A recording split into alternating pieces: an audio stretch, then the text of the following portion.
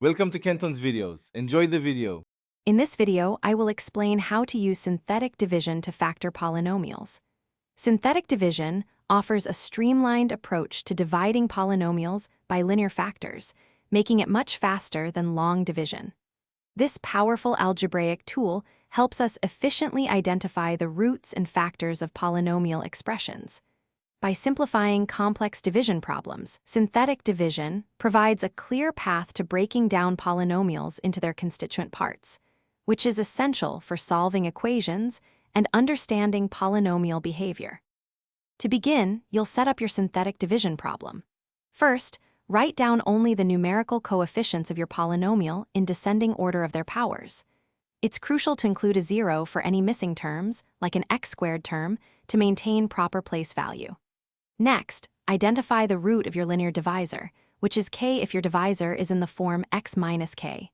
Place this root to the far left of your coefficients, separated by a small space. Now, let's perform the division. Bring the very first coefficient straight down below the line.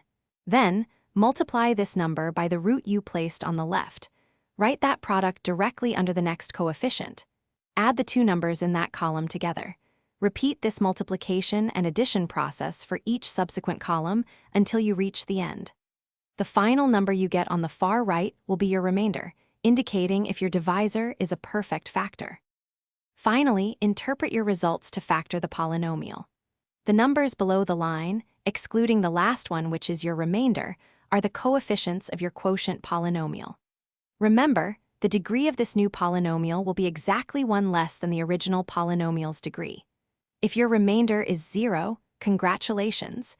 Your divisor is a factor, and the quotient represents the other factor. You can then continue to factor this quotient if it's a higher degree polynomial, simplifying it further. Thanks for watching. Consider subscribing if we helped you.